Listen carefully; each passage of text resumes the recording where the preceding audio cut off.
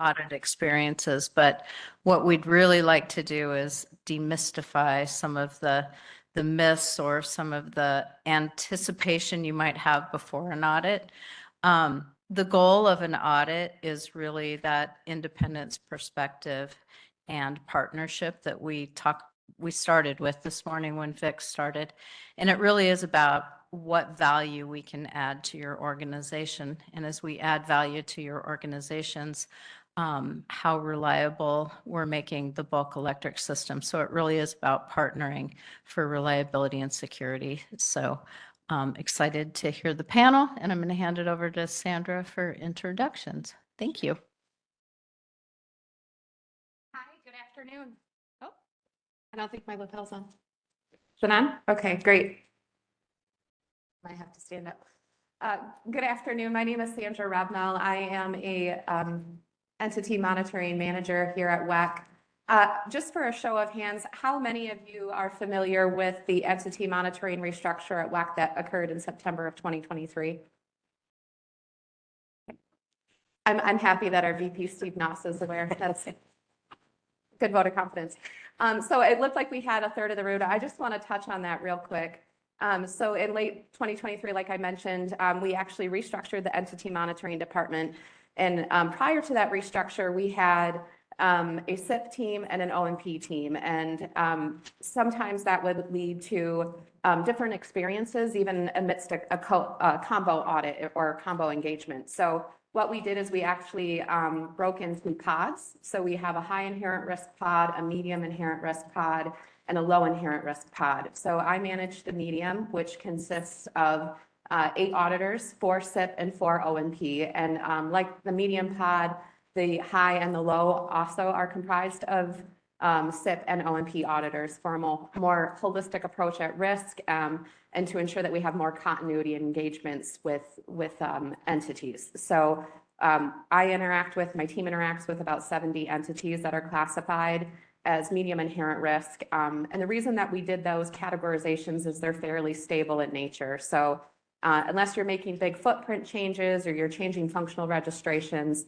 your inherent risk as an entity is who you are, kind of the fiber of your being. And so it's stable and it's not aspirational in nature. So if you have any questions about that, seek me out during happy hour. I'd be happy to talk about it. But I did want to provide just kind of a brief overview, and in case some of you aren't aware, that all of our teams at WECC, in terms of entity monitoring, now consist of both SIP and O&P. So with that, I want to hand it over. I have the opportunity to speak with 3 folks today and have a conversation. And we're going to start with first introductions of each person. We'll do it by entity, and then they're going to share some details about their entity, so you can kind of become acquainted with them and the entities that they serve. So we'll start with Monica. Hi there. Oh, good. My audio is working. Monica Montes, California ISO. And I've been there about 10 years, actually, within the energy industry at CAISO. Prior to that, I have been in the financial services and aerospace and defense sectors, about 25 plus years in compliance and audit functions. And I'm on a number of industry groups, of course, WICF and WECC, as well as NATF, the North American Transmission Forum. And I'm really happy to also engage on the IRC, the ISO RTO Council, and in particular on their standards review committee there. So really happy to be here and talk to you. Next slide, please.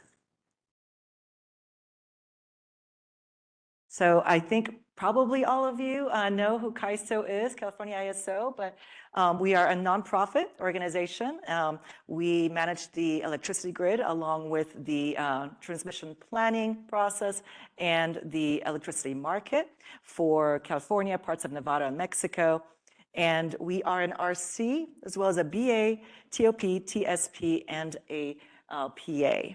We only have a couple of facilities in California, control centers and data centers. You can go to the next slide. Just a few fun facts for those that are interested or haven't seen these slides before.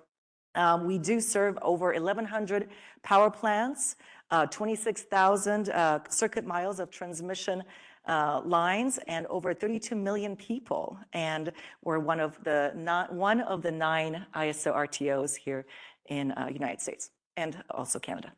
Thank you.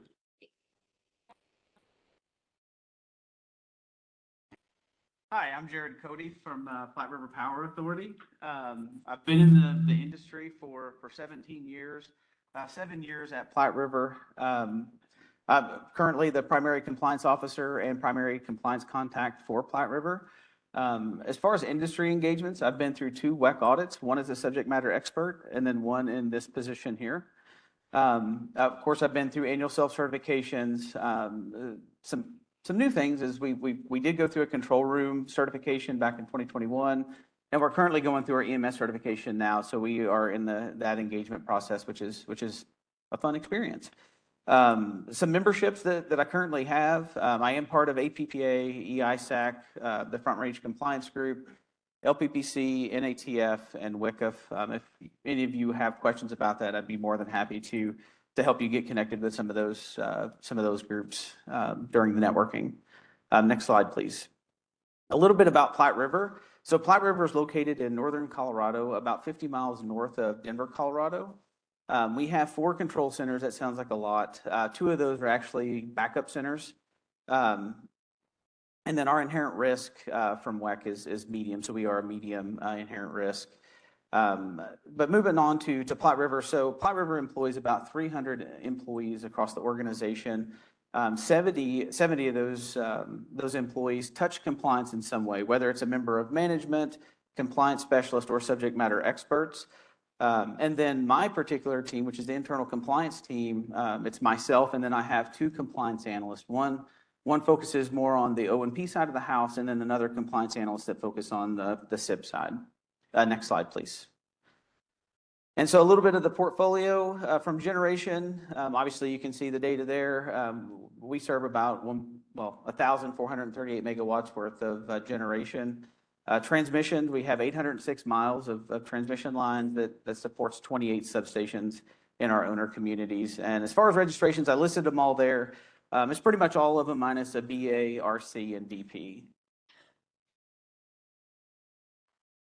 All right, I guess that means it's my turn. So my name is Holly Cheney. I'm with the Public Utility District #1 of Snohomish County. We also go by SNPD or Snohomish PUD. I've been in industry for about 15 years, 8 years in my current position, essentially in compliance. I have worked only in the WECC region, and the third bullet item there, part of it I think is coming from Monica's, but I don't have 25 plus years in compliance. But audit engagements that I've been involved with have been 3 audits, and then also WECC-driven self-certifications, and then also internal self-certifications as well. And I also am involved in a number of different committees. I'm involved with the WECC Steering Committee. I'm currently serving as the Membership Services Manager, which is an officer position. And I'm also one to attend the WECC focus groups as much as I can get to them, particularly the internal controls, new standards implementation, and SIP. And then I also, I'm part of the APPA, or American Public Power Association's NERC Reliability Group call, which meets on a weekly basis. And then additionally, we have the LPPC's Energy Regulatory Task Force Reliability Team, which is like a subset group, and they meet every other week. So those are some of the things that I'm involved with. And then I'll go ahead and have you go to the next slide and give you a few bits here about my entity. So we are located in Western Washington State, Snohomish County, which is highlighted there in red, and little teeny guy on the side there that you can barely see is Camino Island, and that's the other area of our service territory. We are considered a inherent risk of medium. And we have 2 operations center. One is primary, one is the backup. And then for our compliance team, we have 4 folks in our compliance department, reliability compliance department. It's actually a dual functioning department. So we also have regional transmission as part of that. But it's myself and and 3 others. And then we have 19 standard leads, which are our lead subject matter experts that are essentially, in the work groups or in the departments that exist. And so, and then on top of that, there are additional SMEs that support those standard leads. So it's a little bit about our organization. Great, thank you, Holly. So we can head to the next slide. Oh, sorry, I guess I had one more. My apologies. Nope. Wait, there's more.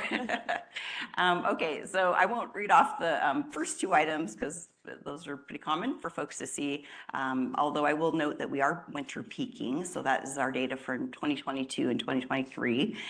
We have one BES generation capability facility, 100 megawatts. That's one plant with 4 units. We do have some much smaller units, and they only have a maximum of 7.5 megawatts. So that is what we have for generation. And then I also made a quick note here about our miles of transmission. We have approximately 327 miles of transmission, 115 kV line, but we also have 6,700 miles of distribution line, which is primarily makes us a distribution provider. So just kind of keep that in mind as you're hearing me talk. We did join WECC's self-logging program last May of 2024. And then one other sort of interesting side note is that since we are primarily a transmission dependent utility, we get most of our power from Bonneville Power Administration. And so it's just another little note about us. So I'm sorry, now you can have it too. Sounds great. Okay, so we can head to the next slide. What we're going to do is kind of open up to more general questions and have a discussion here.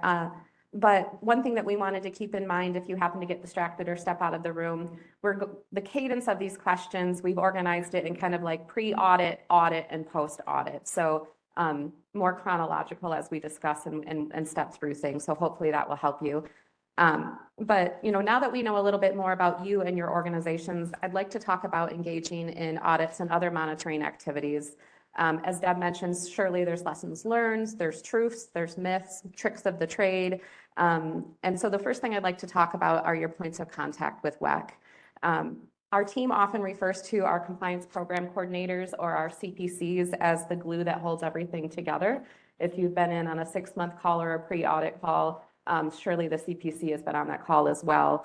But what I'd like to talk about is just your interactions with CPCs and team leads and what you've gleaned from that, how that might be helpful, and just kind of share that openly with the room. And I will say there are times when we have one team lead that oversees both SIP and ONP, and times when we have 2 team leads that are specific to that expertise. So it does vary a little bit, but let's go ahead and start with Monica. Yeah, no, thank you. I would agree with that statement that the glue that holds everything together. I don't know what we would do without those team leads.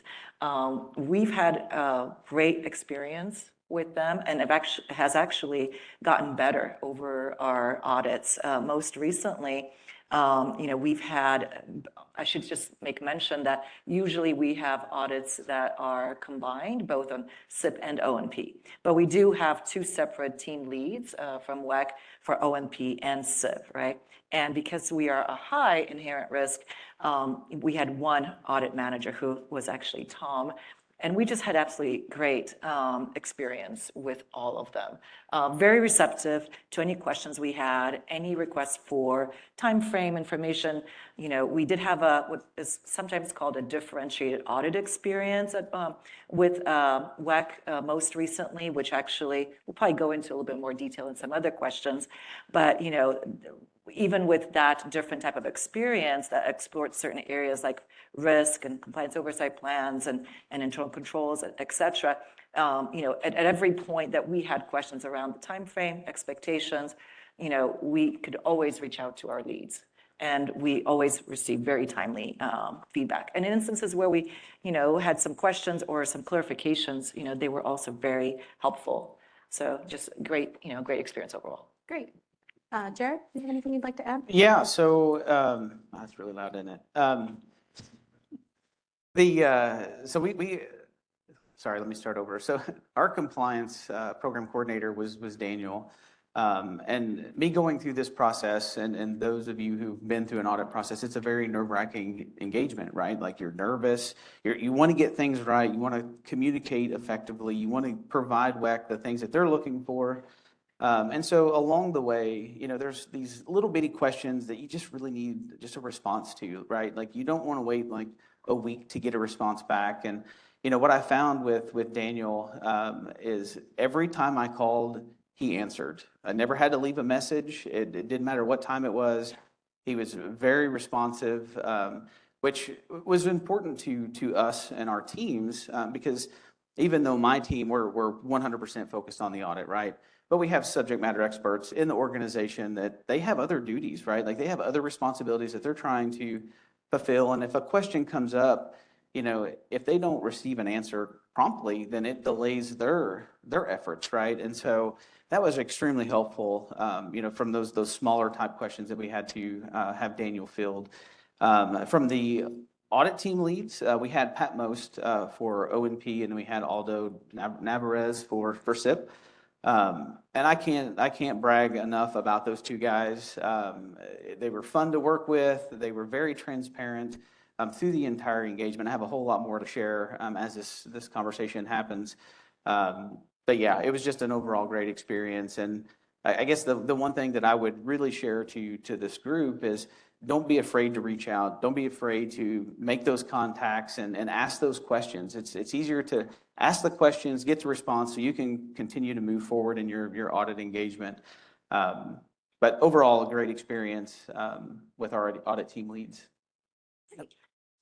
Holly, do you have anything you'd like to add? I do. I have one more thing to throw in there. I looked back through the various audits just to prep for this and refresh my memory on some things. And we really have had some amazing CPCs and ATLs.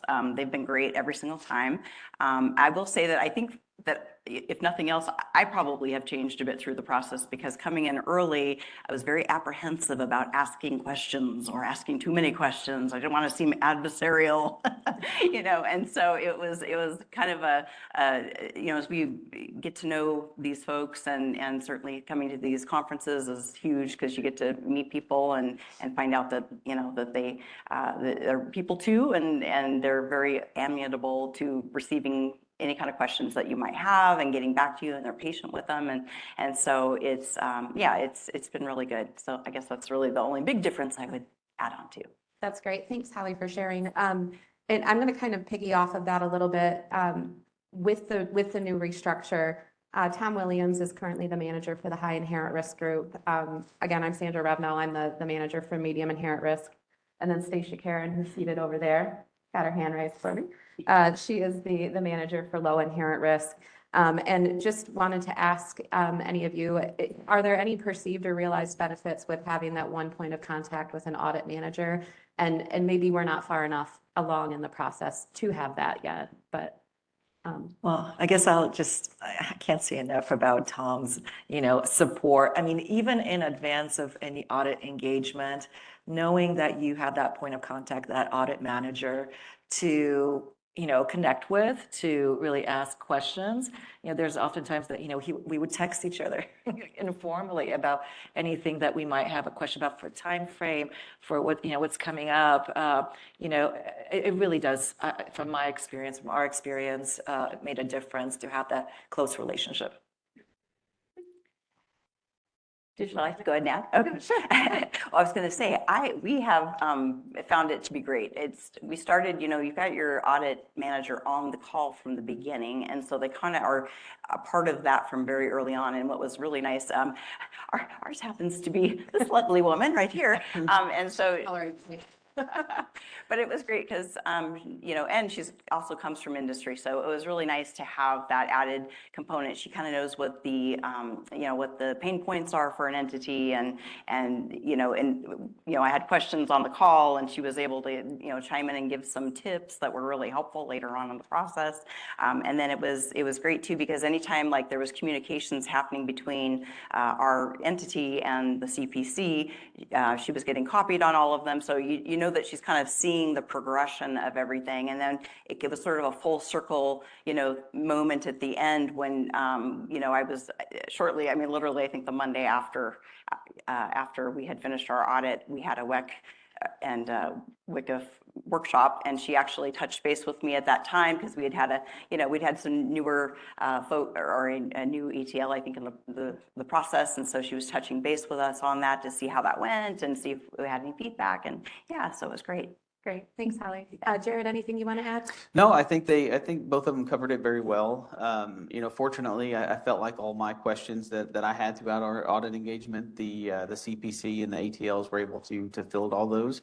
So I didn't really have to reach out to Sandra all that much. So yeah, nothing more to add. Sounds great. Thank you. So we're going to shift gears a little bit and talk more about technology. And this is kind of more amidst the audit process, but certainly beforehand too. For many of you folks, we kind of like to quantify audit as a 2-week window, but truly it's so much more than that. The RFIs come in early. We often will request, if we're doing site visits, sometimes they happen before audit opening as well. So it really is quite a long process. What we're going to look at now, are there any lessons learned or best practices that you'd like to share having used Align and the SEL? Yeah, I'll chime in here and say, I think it's definitely a work in progress, right? I think we've definitely seen enhancements and improvements with SEL and Align during our audit engagements. There have been instances where we've, would have loved to have, for example, those SEL ID numbers associated with our RFIs, right? To have that linkage. And I think that's probably on the roadmap for the NERC Align tool. But again, just, voicing those types of questions and clarifying, what's going on with the audit team, to make sure that we're all aligned, that they're actually getting the information we're submitting, that, we're trying to avoid duplication of work, has been really helpful. So even though, yes, we have experienced, some challenges here and there, would have liked to have some additional improvements, and we're hoping to still see them in the future. Again, those relationships and that communication and that transparency and the quickness in response has been super beneficial. Yeah, I agree. And I will say, I myself am part of the Align user group, and Monica, I know you're on those calls. And so I think it's really great that we have that transparency to talk about issues, enhancements, that type of thing, and make sure that industry is involved in that as well. So. Yeah, I can definitely add a little bit to this. So obviously I've been part of this forum for a while. And being part of the industry groups, you learn like some of the pain points that other entities have had, submitting evidence in or submitting the working papers in Align and using the SEL and some of the problems that they've ran into the past. And so when we actually set up and prepared for our audit, so we were audited in 2024, but as we were project managing this audit, one of the things that we really wanted to focus on was making sure that we allowed the internal compliance team, my team, enough time to, submit the data, submit the evidence, organize it, and communicate all those different things. And so we use some internal tools, and we provide a lot of transparency across the organization. And I hate to brag about this, but with the size of our scope and the amount of time that we allotted our internal compliance division to actually perform and submit all this evidence, we didn't have any issues with Align or the SEL, and I feel confident that if we would have ran into an outage or some type of maintenance with Align or SEL, we would have provided ourselves ample time to accommodate for those disturbances. So I will add to that there are a couple things that I would add to it. One is, I was going to say, actually, we found that it was beneficial to make sure that you gave yourself plenty of time because we were having some difficulty getting some things loaded. And it was funny because we would just kind of keep at it until we eventually were able to get it through. And then in a couple cases, we had some error messages pop up. But the great thing was we were able to reach right out to our CPC and let them know what was going on. And we actually got to a place, too, where we were really just copying our audit team lead, and this is our most recent audit that was last fall, we would copy our ATL anytime we had an issue or any kind of question. That way they were both in the loop, and they oftentimes it would be the ATL that would get back to us and, get us the information or say, hey, it's okay. I realize you're having an issue. We can give you a little bit extra time if you need to, if it's just not going to cooperate at this time. So those were both very beneficial. I actually wrote down a tip too, in addition to the keep trying, don't give up, keep trying. I also had made a note that, and it was part of a tip that Sandra had shared, is that if you wanted to try to keep your formatting, and this may have since been changed or fixed. Oh, no, it's still a thing. It's still a thing, okay. So if you select your data that you want to, copy and paste in, basically you select it and you drag and drop it in, and it tends to hold on to the information a little bit better. So if you want to retain your formatting, if you select all, pick it up and drag and drop, you can maintain most of that. If you copy and paste, at the end of the day, it's a big dumb text box and you'll lose it all. So drag and drop is your friend. Although I will say that that's also an improvement, because we didn't used to have the drag and drop. So do check out that feature. Nice. One other thing too is that there is a little button when you're going into the fields and the working papers. They're kind of small, but if you hit the little button that looks like 4 tiny boxes, it will expand it. And I tend to be somebody who likes to stick with the things I feel safe with, and I don't like to experiment and try different things. But that is a nice thing, because it will expand the workspace that you have, and you can see all the formatting tools that you can reapply. So a couple little free tips there. I wanted to also follow up with a couple more items. Sometimes you might, this wasn't part of our last audit, but it was a past audit that we had. You might have some questions around the sensitivity of the information that you're going to be submitting. So for us, in a past audit, we were asked to submit SIP5. Basically the keys to our kingdom for firewall rules. We were, kind of sensitive around putting that in the SEL, and we worked with WECC to be able to submit that through the secure, through the WECC secure, or the workspace, the secure workspace. So, you do want to have conversations with your region, with WECC, in regards to any questions or concerns you might have. And we were able to, get it in, and the auditors were able to see it that way. And one other thing I wanted to make mention in regards to preparation, you can't do enough of that. That is so beneficial to be audit ready, right? For us, we also used, our RSAs and our working papers, through every single year we do a self-certification internally. So we were able to, feed that into our timeline, right? And make sure that we actually had that already in package before we were submitting to WECC for the audit itself. And then just one last thing in regards to Align and my comments in regards to the connection between SEL and Align. We also had put into our process to be able to actually sequence submitting an Align to following responses in Align after we submit something in SEL. That way, the region who does not get notifications, or at that point did not get notifications from SEL that something was submitted, would know that something was submitted. So just a little tip there for those of you working with that. Okay, thanks, Monica. And I wanted to touch base on something Holly had mentioned about try again. If platforms are not available and the outage is significant,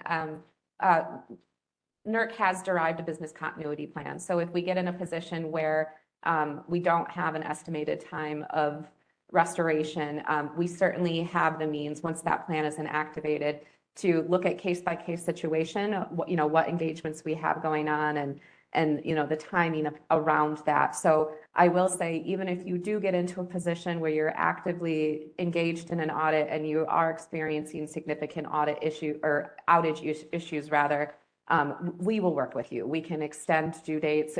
We can figure out different means, whether it be through secure workspace or what have you, to get data in. So never feel like you are, up a creek without a paddle. Give us a call. We'll work through that accordingly. Okay, so shifting gears a little bit again, I want to talk about audit notice, 6-month call, internal controls. Specifically, what has been your experience with the ICDCT what is your experience with the 6-month call or even the pre-audit call? And I'll change it up a little bit. We'll start with Holly this time. Okay, great. So the audit notice package, we got that for the first time in Align. This was our first time getting that experience, and it seemed very straightforward, easy to find the information and follow that. It was basically included all the basic stuff you would expect to see. You've got the audit scope, the bios for the audit team, the documentation instructions, the pre-audit survey, and the audit feedback form. And then it also, I think, had the, let's see here. I had a note here about important dates and deadlines, but I would think that that would be on the audit, the audit notification letter. So that was all good information. We did our first time with an ICD. Is it okay for me to pop right onto the ICD-CT? Oh, Or do you want to? Okay. Go for it. So the ICD-CT, this was our first time having that provided and asked for as part of an audit. So that was our first time officially providing that information to WECC. And we had prepared for that by a couple times leading up to it with our O&P group. We did a mock audit. We hired consultant to come in and do the mock audit. And as part of that, we had written in doing a ICD-CT exercise where the the third-party contractor actually devised the questions that would be in an ICD-CT, much like the WECC staff would do. And then we were able to have our standard leads sort of reply to those and try to do a practice run on that. We did the same thing for our SIP folks when we did a gap analysis as well. And so they also had an opportunity. That also gave us a chance to try to figure out how we wanted to make it look more consistent. So as a compliance group, we created some guidance document to go with the ICD-CT that sort of tied in what the instructions were that come on the ICD-CT, but also added our own pieces that we wanted to make sure we were consistent. So the look and feel was a consistent experience for the audit team when they looked at it. And that seemed to go well. We also decided to include all of our documentation that would support what we had referenced in the ICD-CT. And let's see, what else? 6-month call. I'm kind of doing this a little bit out of order. My apologies. So the 6-month call was great. We were able to talk about at that call what the audit team was viewing as our targeted risks and what the audit objectives and the audit scope were. There they also provided important dates and deadlines. And let's see. They did actually notify us that one of the items, and this might be a piece of information that would be helpful for others that are approaching audit, but one of the risk areas was related to a recent EMS upgrade that we had. So that was a little bit of centered around what some of the scope was. So anyway, that's all I have. Thank you. Jared? Yeah, so I'm actually going to build off of what Holly had said. So I'll actually kind of change it up a little bit as well. So the opening call it's important, right? There's a lot of information that's there. One of the things that I really tried to influence in our organization was have some exposure, bring in some executives, bring in different levels of management, because we didn't want to do this in a silo. Like, we didn't want to have this opening presentation in a silo. Like, we wanted leaders of our organization to be involved in this, so they can feel how real it is, and that this is essentially the kickoff, right? And so that was something that we did this go around, and we found a lot more support. It felt like a lot more support from our divisions. So that was really beneficial. Going into the ICD-CT, so there has been a lot of focus around internal controls. If you've been in this even over the last two years, like, there's been a really heavy focus on internal controls. And so we actually changed our internal audit and spot checking in the organization to really start focusing heavy on internal controls. And so once we actually got the ICD-CT, it didn't seem that foreign to us. It really kind of played in our business practice. And so as we generate our RSOLs, through an internal audit, when we went to actually fill out the ICD-CT, it really wasn't a significant lift for our teams. So overall, it was a pretty positive experience. The worksheet itself is a little clunky, but outside of that, the information being asked is relevant and it's important. So it's interesting, Jared, that you mentioned the importance of the kickoff call, because I completely agree. We had the opportunity to do, not only to have all our responsible executives that were going to be involved in the audit, as well as our chief compliance officer, our VP of legal there, but also we had the opportunity to actually showcase to them a little bit about our company, a little bit about what we do, a little bit about our operations, our planning functions, our SIP functions. And it's just such an opportunity to really set the ground in regards to, here's a little bit about us, as well as show, obviously, how, we're all very focused on compliance. We have a culture of compliance. So I would completely agree with you, that call is so key. And I think everyone should be really taking advantage of it. And then also I wanted to just mention that, for us, and maybe some of you guys, you have maybe GRC tools or tools that already generate internal control lists. Just know that you don't have to necessarily use the ICDCT spreadsheet. You can work with WECC, and you could see if you can provide your own lists, as long as it provides the key information that WECC will need to take a look at your controls, their descriptions, their frequency of operation, their evidence, et cetera, descriptions. You can actually pull that out of your own tools, and you don't have to duplicate or reinvent the wheel or add additional administrative burden, which is what we did. And we were able to provide all the necessary information. And as I mentioned before, we did a little bit of a differentiated audit. So we actually started with risk discussions in advance of our audit notice letter. And that actually helped really align on the key risk areas that, we agreed with WECC on, that we shared information to give them the full picture of what those risks could be, that drove our audit scope. And, I can't explain how beneficial that was. It was a little bit of a lengthy process. I don't know if we want to use that as a model necessarily, but elements of that were so helpful. Great, thank you. And I'm happy that you made mention of your own deliverables for the ICDCT, because that actually speaks to the maturity of your program as well. And sometimes those models do a better job of the template itself to delivering that information. One thing that I wanted to just briefly touch on with the 6-month call is the deliverable that you'll receive right after the call. And that document outlines targeted risk areas. It clearly defines audit objectives, which we're working more to refine today and in the future so that they're very specific. And then we have compliance objectives, which are commonly referred to as scope, right? But where control objectives really come into the mix and in relation to your ICDCT is we know inherently a lot about your entity and the inherent risk, right? But with control objectives, development and implementation of controls is what can really ratchet down the residual risk that we see with an entity. So that's that kind of, bottom up look at risk. And so I think that it's really beneficial to connect all of those dots and realize that what we end up with in scope is really a byproduct of that risk assessment to begin with. And so it's a great opportunity to walk through those areas. And if you have questions on that call, let's talk about them. And certainly, at the 6-month call, that is your preliminary scope, but let's have a discussion if there is something that we don't know about your entity. Certainly, we look to do COP refreshes as appropriate and that type of thing, but more information is a good thing. More communication is a good thing. So if you have questions, certainly ask them. Okay.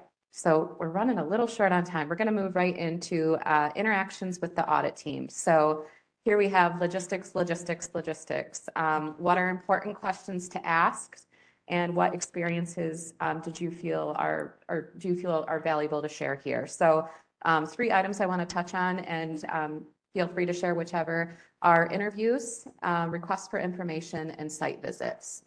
Monica, I'll let you go first. Okay. So it all really relates to communication. So, we had a very different type of audit that actually spanned over 8 months. And we absolutely needed to collaborate effectively with our region, with WECC, in regards to expectations. When are we going to have the interviews? When are we going to have the RFIs coming up? So we could plan resources appropriately, make sure folks are available.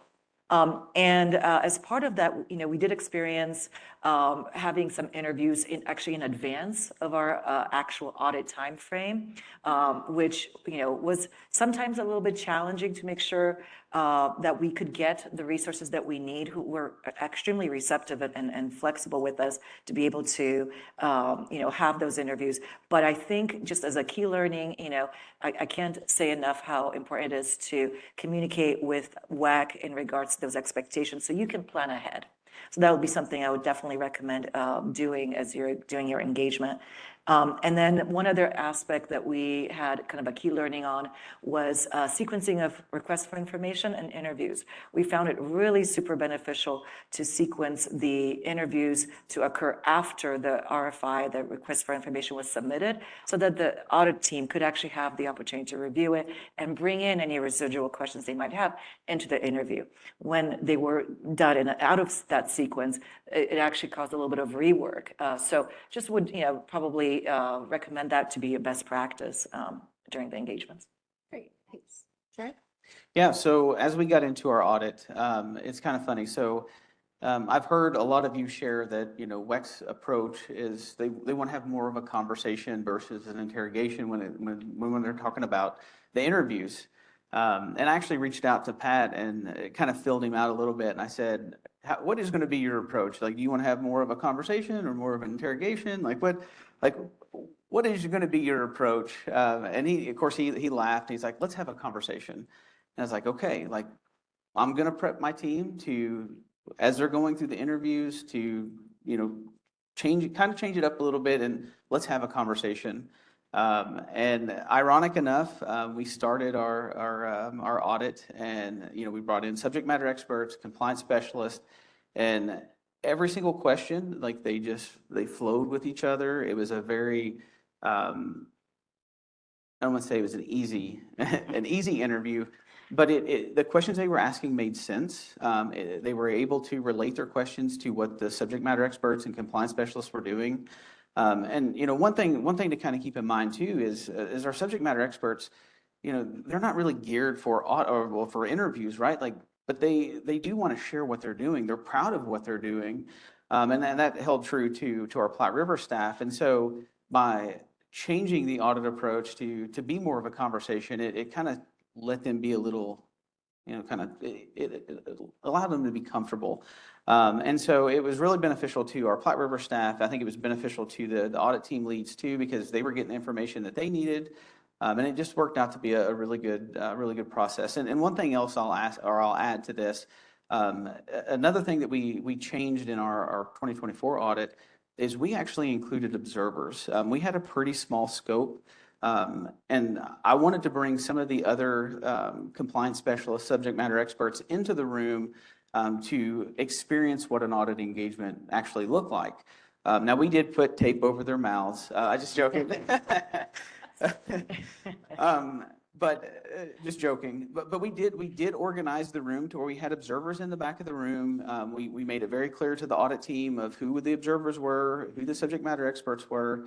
And the feedback that we got from our internal staff was really positive. I mean, even the audit team leads had recognized that as well. So if you have the opportunity to do that, I would highly recommend involving other people on your staff to participate in some of those things. So I'll pass it to Holly. I would echo a lot of that because I think training is so huge for the interviews. So whether you're doing it internally or you're hiring a third-party consultant to come in and run you through the ringer, either way, it's really helpful to do that practice. A couple other things I just wanted to note is that it is a good idea once you get your audit scope to look ahead, or not your scope so much as your schedule, and look ahead and see if there's anything happening right around that time, be it a holiday or if there's other things you have scheduled at your entity, so that you can figure out how you're going to manage that and the people and so on as early on as possible. And then if there was something that was kind of a really hard, difficult situation, to change, you could always reach out to the audit team at that point. But also, I did want to also say that we do encourage our standard leads to be sure that when they're in an interview to ask if, you know, if the question is satisfied, if they feel like they got the answer that they needed, just to make sure. And then that way they can continue to either try to answer the question, or if they realize, oh, I may not be getting to it adequately, let me ask for a caucus so that you can take a little break, step away, you know, clarify whatever it is, and then step back in and clarify. So those are some of the things that we try to encourage. And if they still, you know, at the end of all that, or if WECC's audit team wants a piece of information submitted, then we do ask for an RFI for that. It's just a couple tips on interview. Perfect. Can I add one more thing? Of course.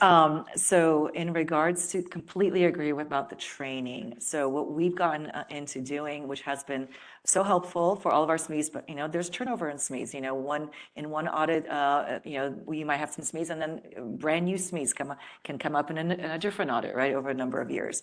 So what we've started doing a long time ago, actually, is partnering with our legal team to actually do formal training with interview training with all of our SMEs in advance of audit. You know, how to be honest and transparent. You know, how to don't answer if you don't know. You know, be honest that you don't know, and then you'll get the information. Just, you know, simple things like this really help them ease them. You know, what is a caucus, et cetera. So they're not going into an interview without really knowing how to behave, how to act, and how to respond. All right, great, thank you. So with the remainder of our time, we're going to move into post-audit activities. And I'm going to kind of just read off the bullets. Now, at the end of the 2 weeks or however long your engagement is, you might breathe the, you know, deep sigh of relief that it's over. But there are activities that follow an audit, and I just kind of wanted to highlight those real quickly. So we offer a 90-day call after monitoring. And there truly is nothing negative about that. That's just to touch in on any recommendations, maybe areas of concern, even positive observations. If the entity has any questions, it's a great opportunity to ask, or maybe a couple of SMEs don't understand the wording in a recommendation or an area of concern, so that it's just another opportunity to touch base with that original team. Beyond that, we have senior technical advisors that are available to assist, and I think Monica is going to touch on that in just a second. And then additionally, filling out the survey, it's incredibly helpful to us to get that feedback, but also surveys generally follow with a listening tour from the directors. So Jimmy, Kim, and Deb would be setting up an additional call to just further go over survey information and get a better understanding of that engagement.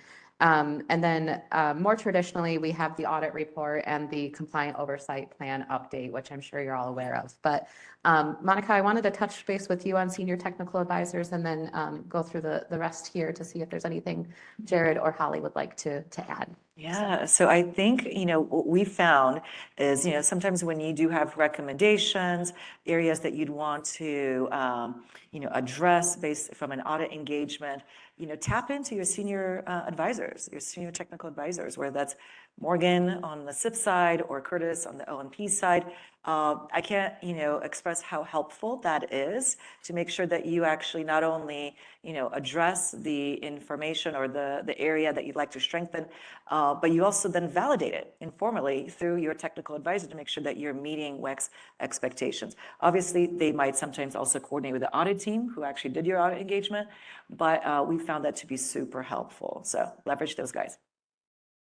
Jared, anything you'd like to add? Yeah, I think really I guess really the thing to add is we did receive our audit report, and ironically, the audit report reflected everything that we expected. Like there wasn't any shocks on the audit report. There wasn't anything that was a surprise, and so that was a really nice thing to really kind of show our executive staff.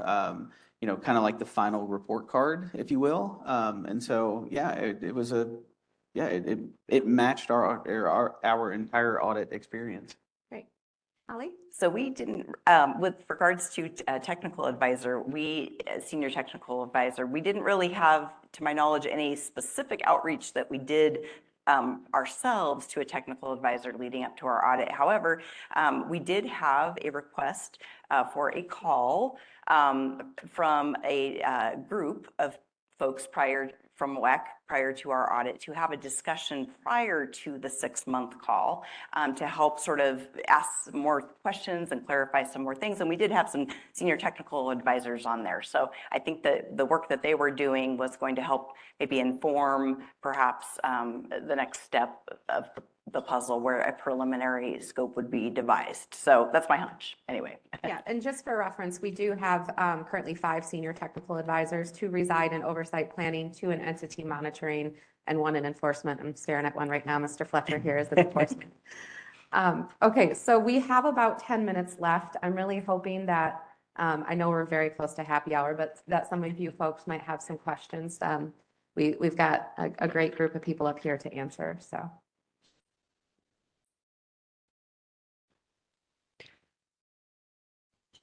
And if we have any online, that's great too. Okay, we do have some online. It says, did you have to reload RFI responses in Align due to transmittal challenges?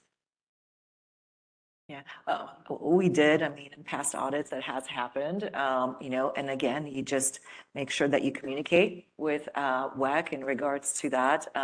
If there is also, like you mentioned, Sandra, an outage or something that you need to provide alternatively, you can also talk to WECC about doing it through the secure workspace. So there's alternate methods of making sure that gets through. But yes, we have experienced that. Okay. During a SIP audit, do you provide BCSI? If not, how understanding was the audit team? I think if you have a SIP audit, you'll likely be providing some BCSI. But the good news is that you'll probably be submitting that not in a line where you're not supposed to be putting that in there, but in SEL, which is a secure evidence locker that's encrypted, that's fully vetted to make sure that it secures that and gets deleted. There's a retention policy on that. And again, talk to your region if it's super sensitive and you want to maybe submit it a different way. There might be some other options.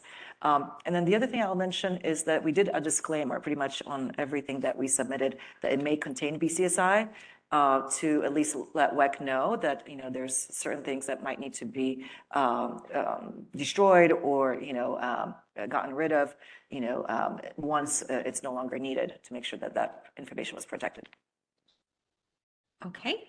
This one says it's for specifically for you, Monica. It says, did you see a reduced audit scope due to the differentiated audit you had? If so, can you compare it to the scope for your 2021 audit?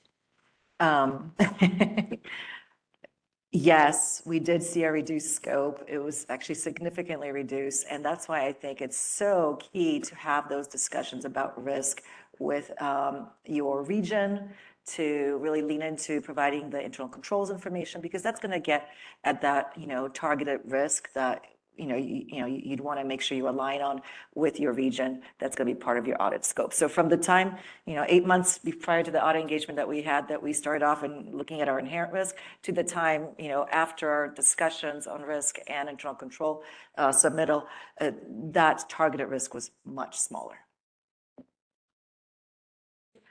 We also did get a comment rather than a question that just said, do not wait until last minute to upload. It seems an outage at the last minute when loading things up can be very stressful for everyone involved. Sounds like some wise words. Also, how many people do you have submitting evidence to the SEL during engagements? And are they the same folks that work in Align? Yeah, I'll take that one. At least for our team, we reserve that function for the internal compliance team. So it's myself and my 2 compliance analysts who are responsible for uploading all the information. And at our entity, similarly, we have 2 folks from compliance, myself and my colleague, Alicia Rhodes, that handle that. Great. One final question. When do you find out your preliminary scope? 6-month call. Okay. All right. That's it from our end. Okay, well, I think we're about ready to wrap. I was going to open up this presentation with a dad joke and I missed it, so I'm not going to miss it now. My question for all of you is, what do mermaids wash their tail fins with? Somebody knew it. Tide. Yes. Ba-da-ba-ba. And on that note, I think we're good. Thank you. Okay. Yes, Thank thank you. you. in terms of